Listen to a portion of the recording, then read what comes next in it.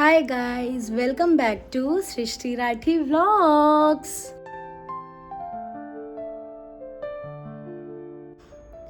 ये व्लॉग है all about Mahashivratri और ये बिल्कुल अगले दिन ही आ रहा है शिवरात्रि के।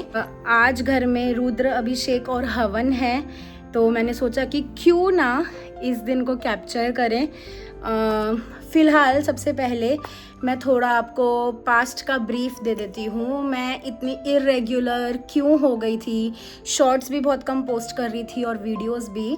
तो उसका मेन रीज़न है, जनवरी में मैं गई थी दर्शन करने कृष्णेश्वर ज्योतिर्लिंग के, जो लॉन्ग वीकेंड था, और वहाँ से आने के बाद मेरी तबीयत बहुत ज़्यादा ख़राब हो गई थी। खांसी फिर भी बर्दाश्त की जा सकती है, लेकिन मुझे नहीं पता एग्जैक्टली मैं इस चीज़ को कैसे एक्सप्लेन करूं, बट मैंने सोचा कि इस व्लॉग में मैं ये बात करूंगी क्योंकि शिवरात्रि का भी दिन है।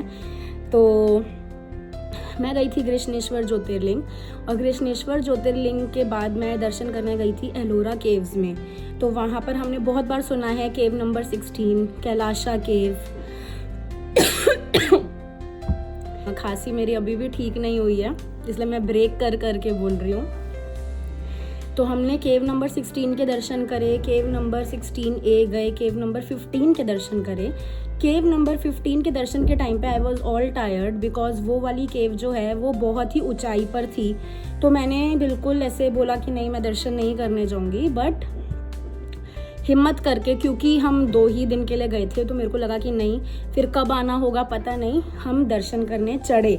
मतलब अराउंड 100 स्टेयर्स थी, वो चढ़ के हम बैठे। वो जो केव थी वो 2 फ्लोर की थी, like first floor and the second floor. तो मैंने आकाश को बोला कि भाई मैं फर्स्ट फ्लोर ही देखूंगी, सेकंड फ्लोर पे आप जाके देख लो, वीडियो बना लो क्या है, लेकिन मैं दर्शन करने नहीं जाऊंगी। बट वहाँ मैं बैठी थी एंड आकाश ने कहा ठीक है।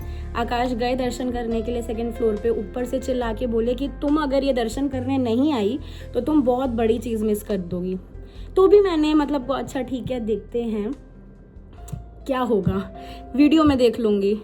लेकिन फिर रैंडमली एक फैमिली आई, और उस फैमिली में जो लेडी थी उन्होंने मेरे को बोला कि आपको दर्शन करने जाना ही चाहिए ऊपर, आप मिस कर दोगे नहीं तो मैंने सोचा कि यार ठीक है यार, 2 लोगों ने बोल दिया तो जाते हैं दर्शन करने। मैं गई ऊपर, वहाँ पर विष्णु जी के अवतार, जितने भी उन्होंने अवतार लिए हैं, नरसिम्हा अवतार और भी अवतार, उन सब अवतारों की क्रेविंग, मतलब पूरी मूर्तियाँ थी। लेफ्ट से पूरी उनकी पहला अवतार, दूसरा अवतार, तीसरा अवतार करके पूरे अवतार थे। लेकिन उस यू के सेंटर में देयर वॉज शिव जी का मंदिर भी क्या बोलेंगे, गर्भगृह। तो जैसे गर्भगृह होता है कि वो थोड़ा नीचे की तरफ होता है, 2-3 स्टेयर्स नीचे उतर कर होता है, तो वो गर्भगृह वैसा था। तो मैं यहाँ से लेफ्ट साइड से दर्शन करते करते करते जैसे ही मैं सेंटर में पहुँची, मेरे को वहाँ पे एक बहुत बड़ा शिवलिंग था। वो शिवलिंग से मैं बहुत अट्रैक्टेड फील करने लगी, मतलब कि वो शिवलिंग बिल्कुल महाकालेश्वर शिवलिंग से भी बड़ा शिवलिंग था वो, ऐसा। और मैंने देखा कि वहाँ पे रैंडमली 1-2 लोग ही थे। हम जब दर्शन करने गए, क्योंकि हम सुबह दर्शन करने गए थे अराउंड 10 o'clock, और उस टाइम पे इतनी भीड़ नहीं होती है। तो रैंडमली लोग आ रहे थे, 1-2 जो फैमिलीज थी आए, बाहर से हाथ जोड़ा और चले गए। आई डोंट नो मेरे को क्या हुआ, मैं विदिन 1 मिनट मैं उस गर्भगृह के अंदर थी। मुझे नहीं पता कि क्यों मेरे में इतनी हिम्मत आ गई, बिकॉज मेरे को थोड़ा डर लगता है जहाँ अंधेरा हो, मैं ऐसे जाती नहीं हूँ बहुत जल्दी। लेकिन मैंने जैसे ही उस शिवलिंग को देखा था, मैं लिटरली आपको बोल रही हूँ, मेरे को अभी भी बहुत गूज बम्स जैसी फीलिंग आ रही है। 30 सेकेंड्स के अंदर मैं उस गर्भगृह के अंदर थी। मैंने वो शिवलिंग को छुआ, जबकि आकाश ने एक बार टोका पीछे से, लेकिन उसके बाद उन्होंने भी नहीं बोला कि ठीक है, भक्ति है, जाना चाहती है तो जाए।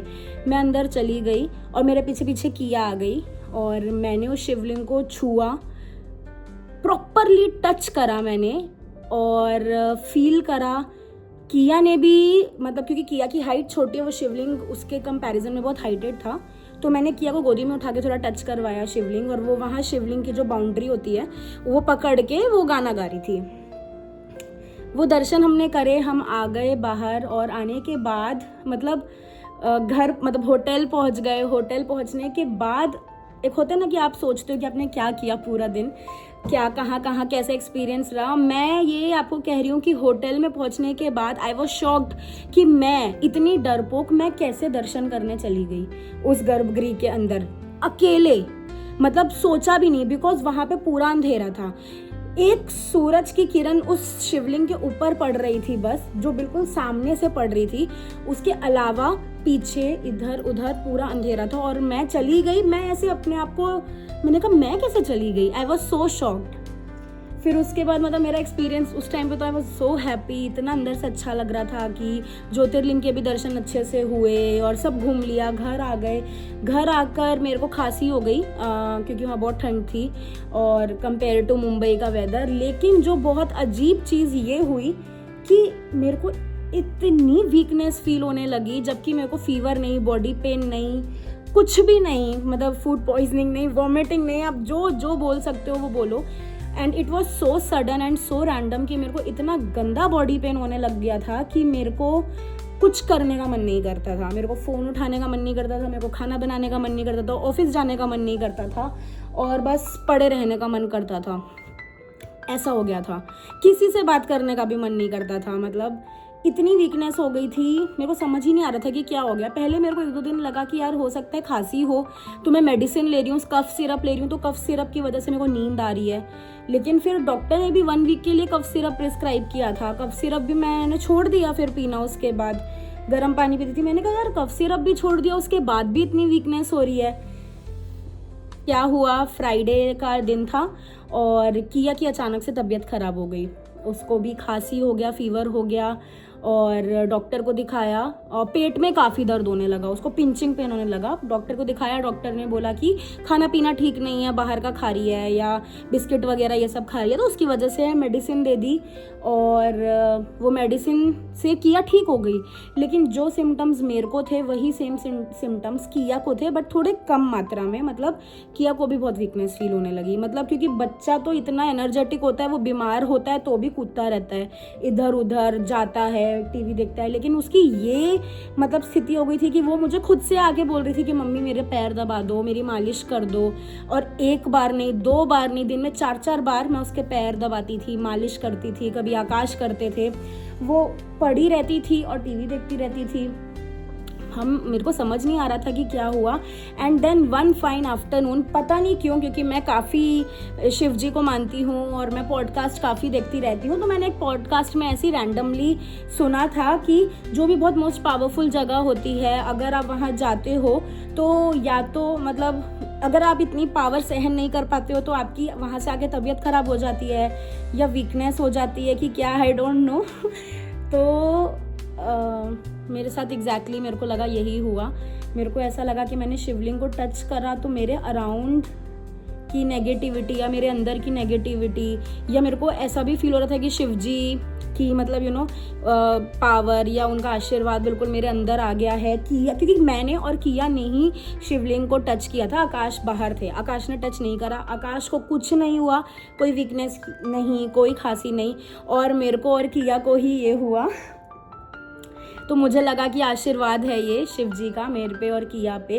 इसके ऊपर मैंने एक शॉर्ट बनाया था, मैंने पोस्ट भी करा था, बट मैंने विदिन हाफ एन आवर उसे हटा दिया। आई डोंट नो क्यों, रैंडमली दिमाग में ऐसे क्लिक करा कि नहीं अभी नहीं डालती हूँ।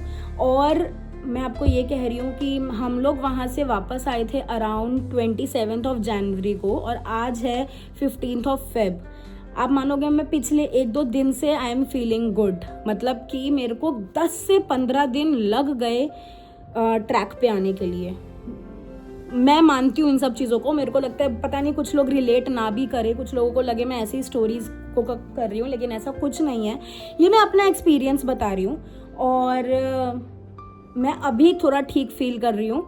खांसी मेरी अभी भी ठीक नहीं हुई है, क्योंकि खांसी तो खैर मेरी ठीक होती नहीं है। लेकिन अगर मैं वीकनेस की बात करूँ तो मेरे को मतलब अब मेरे को लग रहा है कि अब मैं नॉर्मल रूटीन पे आई हूँ, मैं नॉर्मल सृष्टि हो गई हूँ, ऐसा टाइप्स। तो अभी हम आते हैं बैक टू बेसिक्स। अभी शिवरात्रि है आज और शाम के 6 बजने वाले हैं, 5:45। हम लोगों ने इस बार रुद्र अभिषेक शाम के लिए प्लान करा, बिकॉज मैंने कहीं कहीं सुना था कि शिवरात्रि का मुहूर्त शाम से है। मैं दिखाती हूँ कि मैंने क्या क्या प्रिपरेशन कर ली है। पंडित जी का टाइमिंग है 6:30, वो 6:30 तक आ जाएंगे। आकाश गया मार्केट कुछ लास्ट मिनट सामान लेने के लिए, और किया को मैंने अभी सुला रखा है। मैक्सिमम तैयारी मैंने कर ली है, मैं दिखाती हूँ। आटा वगैरह मैंने सब गूंद दिया है। ये पूड़ी के लिए आटा है, या मैंने खीर बना दी है। इसमें मैंने पेठे की सब्ज़ी बनाई है, खट्टी मीठी।